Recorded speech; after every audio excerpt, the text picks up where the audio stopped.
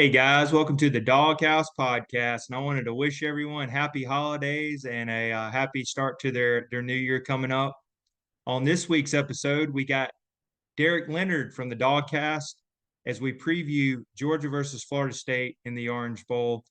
Also, we talk about key additions from the transfer portal for UGA and Georgia's number one recruiting class for the class of 2024. Make sure to like, subscribe, and share the podcast. And we're also now on Spotify. Make sure and check that out. We really appreciate it. Next on the podcast this week, we got Derek Leonard from the DawgCast. How are we doing today? Hey, I'm doing great, man. It's awesome to be on I don't know if it's awesome or not. We'll find out what your listeners think about having me on a video call. I don't know. I have a face built for radio, right? I'm used to being seen. I'm used to being heard and not seen. So we'll see. Lowest ratings ever for you coming right up. No, I won't be that bad at all. Hey, as I say, put the words with the face, as they say now. For sure. Yeah, jumping right into it. Crazy times with the transfer portal and NIL, and just coming off the recruiting class of last week. A couple of weeks ago, hadn't posted in a while since we did a post kind of a post game thing with the Alabama. But a lot has gone on with Georgia. I know for that one week when we had all the transfer portal people opting out and transfer, everybody was kind of doing some hand wringing. But I thought great news last week with transfer portal, which we can go over that. Also, number one recruiting class and Carson Beck coming back for next year. So I thought Kirby's really turned it around, had some positive within the program. But I want to touch real quickly. So number one recruiting class, 2024 or 2024, number one team in the nation are ranked in the number one team rankings.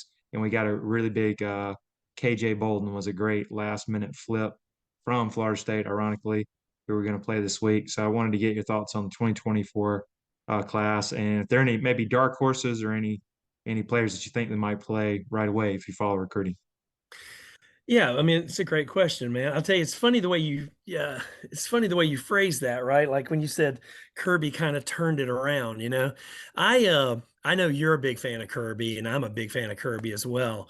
And I kind of would frame it as he didn't really turn it around. It was never really headed in the wrong direction, right? Our program is exactly like it's supposed to be at all times. The only thing that is headed in the wrong direction sometimes is uninformed and Mm-hmm. un I'll just use uninformed fans freaking out over things they ought not freak out about, right? Oh my God. I mean, dude, you see on Twitter, people are like, what's going on in Athens? I Yeah. mean, dude, those people are fishing for clicks or they're just stupid, one or the other, right?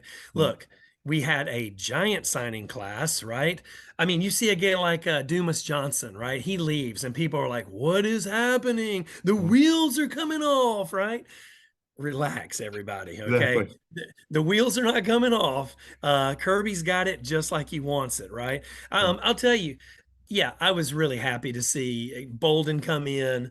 It never crossed my mind that Beck wasn't coming back, right? I believe Lassiter and Bullard are coming back. I mean, hell, Ladd's in practice right now for the Orange Bowl, right? Everything is fine. Everything is cool. The players that leave, you know, they got to do something, right? Nowadays, in the world of NIL and things like that, kids want to leave, they want to play, they want to be somewhere else. We wish them well. I don't even blink when guys leave for the portal, right? Because when they leave, it's because they think, or no, it's because they know there's somebody better coming, somebody who's going to eat all of my reps, right? And Right. I'm totally cool with that, right? That kid is telegraphing to you, I'm not ever going to see the field. And that's cool because if a guy as good as Dumas Johnson thinks I've got to go to Kentucky, or, hey, knock yourself out because we've got a guy that's better, ready to step right into that gap. So I was happy with signing day. I think everything went great. I'll tell you, the thing I look at, yeah, signing day was cool. We got a lot of players and stuff. But the kind of thing that I'm looking at, if you look at the kid, I was trying to look up the name. There's two names in particular. The long snapper. Did you see the new long snapper we got? The Is kid that who true? has the fastest long snap in all of college football. When you have it just like you want it, you look at stuff like, can I get the fastest long snapper, right? Right. Look, Kirby is working at such an elite level of recruiting right now. The meat and potatoes, running backs. How about ETN out of Florida? We pull him out of the portal. I mean, geez, can we drink any more of Billy Napier's milkshake in one given offseason, right? Yeah. We are ruining his life, which, by the way, Florida, my most hated sports franchise. I will never get all of my money back. I never get tired of kicking those guys in the nuts, right? So taking their number one, most productive, number one in yards, number one in receiving, number one in rushing, their most productive offensive player right out of their locker room. Hey, that's something that never gets old, right? But Kirby is I say all that to say things like, and you saw the new punter we got, who's also a quarterback, right? We are fine tuning at the edges in a way that no other program is even able to do. Because we have the meat and potatoes so well defined, so covered, we're able to worry about stuff. Kirby's worried about stuff like the long snap time in the air, Right. right? Come on, man. That is a level of fine tuning that we have never, ever had in Athens. Not even really. I mean, we're getting stronger. We're stronger now than we were in 2020, 2021, 2022. I really think next year has a chance to be maybe our best team of the Kirby era. Yes, that's great. Boo Gardner is his name, by the way. Bo Gardner's the kid I'm Yeah, but talking about, right? great Yeah. name. Great name. Bo Gardner, come on, man. Exactly. That kid should have been in Athens all along, right? Um, Exactly. yeah, so Dumas Johnson transfers out, Marvin Jones Jr. transfers out, Right. and then we pick up ETN. How about London Humphreys? He's practicing right now in Yeah. Miami with the team, right? Yeah. Um, I am delighted over the class, but it's people like Bo Gardner that is I don't know, the canary in the coal mine. That's the indicator of where we're at on recruiting. When we can worry about improving our long snapper, man, we're not worried about running backs and linebackers. Let me tell you, we're. I think everything's fine on the recruiting front. Yeah, I mean, number one recruiting class got the KJ Bolden flip at the very end. I think it's 4 or 5 stars. Yeah, in Kirby we trust. I think everybody kind of knew it. It was just we knew when we weren't going to make the playoffs, you're going to hear about all the portal guys. Like Alabama, I'm sure they're going to have an influx of guys after the playoffs or after the national title. If they make it there, they're gonna come out in the portal. So they're kind of keeping things quiet. For Um, sure. yeah.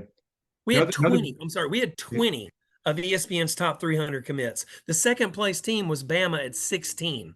No right. other team, they're not, man, we're so far out front. Uh, we're worried about long snap speed. That's all I need you to know, right? There you go. Sorry. Yeah, I was gonna say another big pickup is the Colby Young from Miami. To me, kind Yeah, of looks like a Lawrence Cager type, 6'5", 215, big wingspan. for sure. I think he had like 47 receptions, did fairly well at Miami. I think he'll Very be good on the 50-50 ball, right? He is exactly. very Lawrence Cager with a little bit more durability, I hope, right? Oh, yeah. Um, yeah, that was a huge commit. I mean, shoring up the wide receiver room. I mean, Lovett and Thomas, great. Ladd, maybe, maybe not, whatever. We're working on that. I think Ladd's in, but yeah, adding more receivers, the number one wide receiver in the portal. You talk about a kid who went from the outhouse to the penthouse, right? He Right. went, that kid comes out of Vanderbilt, a school that is doing stadium construction during the season. And Right. now he's living inside the Death Star in Athens, right? Oh yeah.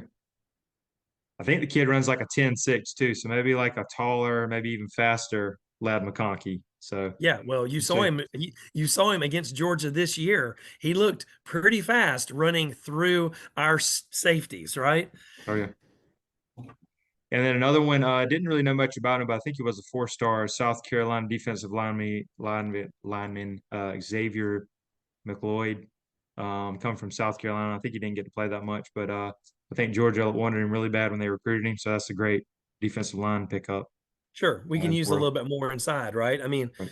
um, I don't know much about him either, right? And I, I don't know, man. To be honest with you, I don't need to know anything about him. If Kirby and Schumann say he's okay, Mhm. that's all I need to know, right? Yeah. Do you think they're done in the portal? Do you think there'd be anyone else they would look at or? I don't know. I think maybe there's another name or two out there. Mhm. Um, maybe on the defensive side of the ball, but and I think that might happen after all the games are played, right? I think there may be another name or two out there, um, but I'm not sure. I think we will hear a couple more names after all of these playoff games are put to rest. Right. I did hear in a post conference recently that Kirby likes to have four guys on scholarship, and we got three currently with Beck coming back. Got Gunnar Stockton, and then Ryan. I always butcher his name. Puglisi. Sure. Yeah, something like that. Starts with a Ryan P. Ryan P. And then, Yeah, but I was wondering would they maybe go at another portal guy to get four? And then I do know they had a true, I think it was a walk on 3-star guy.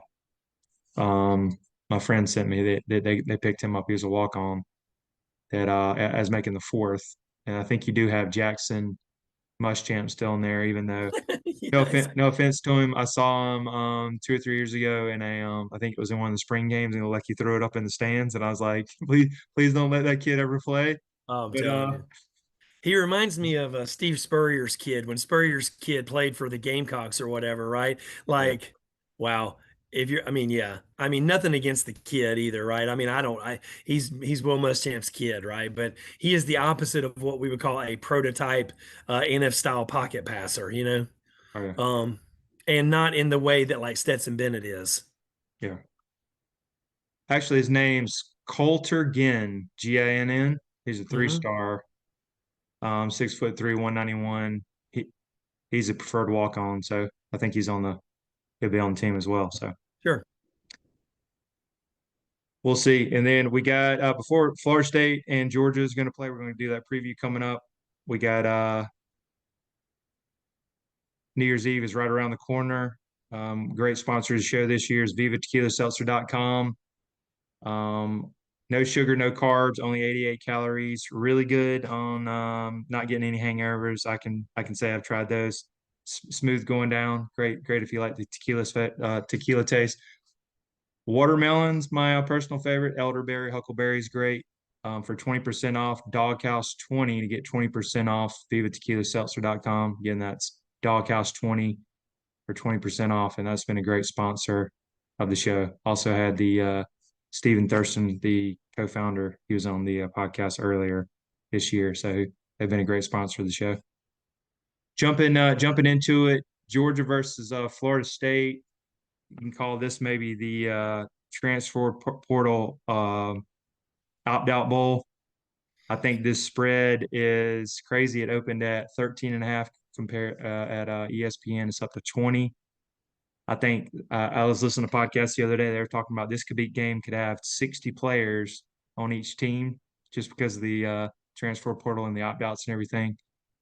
And then they got Brock Glenn, the third string quarterback, because Rodemaker, he opted out, the backup quarterback. So anyway, I just feel like Florida State's going in the opposite direction after not making it in the playoffs. And then real quick, what was your thoughts if you had to do all over again, if you were on the committee, who would have been your four? By the way, I know everybody had some different scenarios. What was your uh, what was your four teams you had to pick? I mean,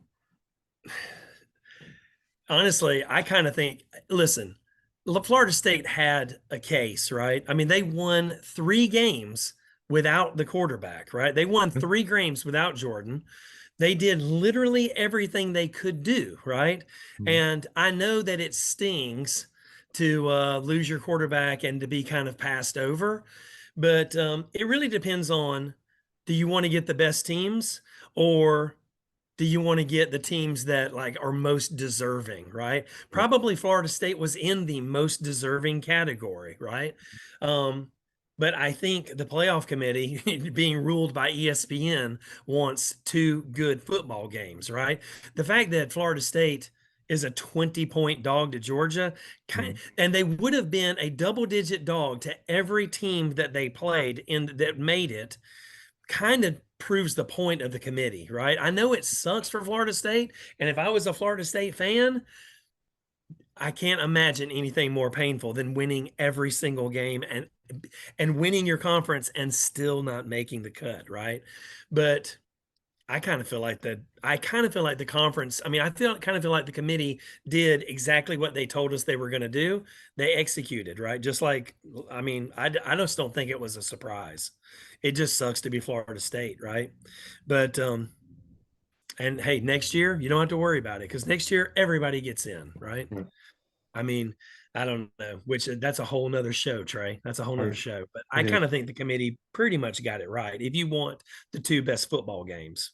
How about having Georgia and then this? How about you having Georgia drop from 1-6, 1-21, 29 straight and back-to-back national titles, and you only lost to Alabama by 3? I mean, listen, I'm pretty philosophical about it. I don't like that either. I think that kind of sucks. Yeah, But the all right. bottom line is we needed to win that damn game and Oh, we yeah. didn't win. That's it, right? Yeah. I'm not going to be a Bama guy Mhm. and talk bullshit and, oh my gosh, and talk about your numbers are for losers. We had a game to Right. play. Okay. We had a chance and we put the ball on the ground inside the 10 and we had a bad penalty. We had a bad turnover, cost us a game. I think we played good enough to win. Hell, the past 2 times we've lost to Alabama, hell, the past 3 times we've lost to Alabama, we've played good enough to win. We probably played 59 minutes of really good football, but we had about 60 seconds of crappy football. And that is not good enough when you're playing a Saban team in general, right? Okay. We lost that game. It sucks. And I mean, we were 3 points away from history, right? I think Bama's going to win it all. Yeah. I think we would have won it all, but we did not beat Bama. And talking about what would have happened, or that's not a thing I even engage in. Okay. And I will say on record, I did have this going into the Georgia Alabama game. I said, let's just say it didn't age well. I said my question was it came from David Pollock. Kirby Smart is the best coach right now because he's won 29 straight and 2 national titles. And then of course he loses against Nick Saban. And then I get all the 1-5. No, Saban's not done. So anyway, I that didn't age well. My comment, my question on that. Fair enough. Fair enough. Before that Bama game, I might would have agreed with you, right? I mean, and I still think Kirby is at the top of his game, right? But I'm also pretty famous for saying Nick Saban is the GOAT for a reason, right? Yes. Oh He yeah, he is is. the GOAT. Mhm. And he's the GOAT for a reason. And until you beat him, you have Right. not beat him. I mean, and I mean that on a career standpoint, in a single game standpoint. You look back to the Tua Hurts Tua, he is going to work for 60 minutes to beat you. And he is a tough out, brother. He's a tough out. Yes. So, yeah, he's the GOAT, man. He's still the gold standard of coaching. Oh yeah, he is, and believe this year could be some of his best coaching with maybe lesser team, less talent, and how they look recruiting you. Without a doubt, his best. Because I'm telling you, we talked about it going into this season. I kind of thought we had broken Alabama. And after the first 2 or 3 weeks of the season of this year, I was like, there's the evidence. Bama is finished. We have broken them, right? But Saban, in typical Saban style, he just kind of grinds away and chips away and figures something out. And man, he's real good. He's a hard guy to dislike because he's not offensive. He's not like a Steve Spurrier. He just freaking works and figures shit out to beat you. Are you? Completely agree. He is the goat. He is the goat. Currently, I won't bring up that comment until we get him again. So I've learned my lesson. Sure, exactly, man. Yeah, Exactly. You need to keep some respect in your mouth until you get the W. exactly. And look at it. Make a real quick pick. What's your thoughts and any kind of matchups or anything for the Well, preview? listen, yeah. So you touched on it, right? I think this is a game that's going to be won by like the culture, right? I mean, Georgia has lost a lot of players to the portal. Florida State's lost a lot of players. Both of these teams This is the first time in 30 games that Georgia's played a game that really just doesn't matter that much. The way I look at it, this is the first inconsequential game that Georgia's had in 30 games, right? Mm-hmm. And yet, something we talk about on the DawgCast quite often, this is something that started with Nick Chubb and Sony Michel, right? We have a culture that is durable and robust, right? If you don't believe it, look at the Lassiter and Bullard comments that you've seen on social media in the past week, right? Those kids are bought in and they are still bought in. This is the first game of the 2024 season, right? This is the first game of the 2024 team, right? And our guys are way more bought in. Our culture is way more durable, way more long lived than Florida State's. And I think you see that in the comments and the commitment to their respective teams.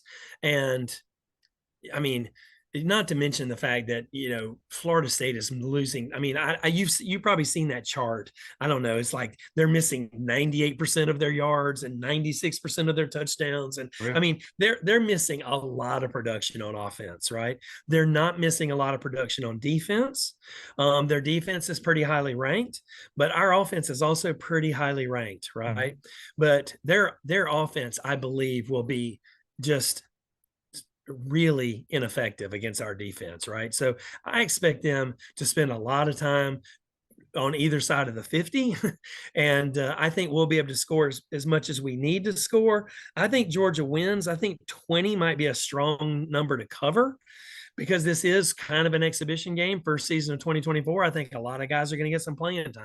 A lot of seniors are going to get some playing time. So I don't know if Kirby keeps his foot on the scoring machine as long as he needs to get 20 in cover, but I think Georgia wins pretty easily and is not threatened at any time because of Florida's lack of output on offense. Yeah, completely Florida agree. State, sorry. Yeah, You know what I mean. yeah, we're gonna beat both the Florida schools, but Yeah, exactly. yeah, I agree with that. I think this is culture, and then after I think these guys are bought in. Kirby's got on focus, and another one. I think they're trying to be the winningest class at Georgia, I believe, with what 50 wins. Sure. So I Sure. think that's another motivation. And then they had some great practices. Whenever Kirby talks about, hey, we had some really intense practices, that means that I think they're ready and dialed in. So I'm gonna go because it's hard to shut out a team, but I'm gonna go 31-10. And I think with us they're gonna punt a lot and we're gonna get a lot of possessions. And I think Beck's gonna get hot. And I think Ladd looks like he's playing. Doubt we Sure. see Brock, even though you hear the rumors Brock might fly in. He might be Superman, even if he came in for a couple of snaps and played. We got Kendall Milton. We got I know we're probably going to miss Mims, which we've been playing without him. So Sure. I like this 31-10. I could see them getting a late jump kind of touchdown to kind of make it Sure. close. But I'm gonna go 31-10 and we cover. But I just feel like they're they're not motivated at all. I mean, they're even looking at possibly getting out of the ACC. So I feel like their heads all over the place. And we're Yeah. dialed in. And I know Kirby wants to blow them out, and he wants to go on that post conference and go, we should have been in that Told playoff. you so. Told you Exactly. so. We just made an example. We're getting ready for next year. Hey, we're not going anywhere. I think So that's a good point. I think that's fair. So you're laying the points, huh? yeah, I like it. Just because I mean, originally when it says 14, but then every time you hear opt out and then SEC thing, I think Norvell's trying to patch this thing together. And then third string quarterback, what was he? 8 of 21 for 55 yards against the Louisville team. Yeah. And I think Which is the most overrated team in the top 20, to be honest uh, with you. exactly. And I think they lost their bowl game the other day. They got smoked by a terrible USC team, right? So yeah, Exactly. I mean a USC team that's limping into the bowl game themselves, and they smoked Louisville, right? So Exactly. I don't know. And then real quick last question. Who's your playoff or who's your national title pick and playoff team? I mean, I'm kind of already on the record. I think Bama will handle Michigan. I think they'll handle Michigan relatively easily, and then I think they will beat Tennessee. They will beat Texas. I'm not going to say they're going to smoke Texas, but they will beat Texas in the rematch, right? Right. Like that. So I got Bama winning it all. They'll probably, I think they'll cover easily against Michigan, and it'll be closer against Texas, but they will still win. Okay. I agree with that. My head says Alabama's going to win it, but I will be pulling for Michigan. Hopefully, I won't get any hates off of that. And I feel like if Michigan wins, they're going to go, well, they're cheating. They're going to bring up the whole Connor Stalions thing. And then I think Texas is just built like an SEC team, guys in the trenches. Sure. And yeah, I agree with that too. But I think it's going to be Alabama and Texas, and I can see Alabama winning a close one and national title. Hard to beat a team twice. It's hard to beat a team twice. I love Michigan fans. They're some of the nicest fans I've ever been around, Yeah. but they're not cut like an SEC team. I don't care what they say. They can do all the beat Georgia rotations in their practices. You know, they've had a beat Georgia rotation in their practice since the beginning of this season. Right. Talking about it and getting it done for 60 minutes, two entirely different things. And they've never shown me they could take a punch in the mouth from an SEC school when it mattered, right? So I love Michigan. I like their kind of culture and what they're all about. Their fans are cool, but they're not ready for prime time. I agree. And then Harbaugh could have his foot out of the door. So, that. Sure. They also, a lot like Florida State, Michigan's got a lot of stuff on their mind also, right? And then real quick, how do we follow DawgCast on social Oh media man. platforms? Oh, so glad you asked, right? Right. Yeah, so we are the DawgCast, man. You can find us at our website, dawgcast.com. We are the OG Georgia football podcast. We're on Spotify, Apple Podcast, anywhere. We're on all the socials. It's always just DawgCast. I tell people there's only one DawgCast, right? The original. We're in our 18th season, Trey. That's awesome. Almost 700 shows, 18 continuous seasons of podcasting. So, hell, we were podcasting before iPhones were invented, Trey. So we've been in the bunker, 60 feet under the surface of Dooley Field, broadcasting Bulldog news for quite a bit at the DawgCast. That's awesome. I believe you were podcast before podcast word was created. Yeah, we were podcasting before most people ever even heard of podcasting, right? And Right. way before there were any damn advertisers. Let me tell you, there's no Viva seltzers, no tequila seltzers, no Blue Chews or Manscaped or anything like that when I started. I got to tell you, but it's been a pleasure being on your show, man. Thanks for having us.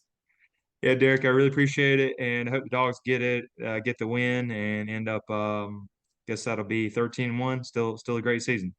Hey, dude, yeah, not a bad season at all, buddy.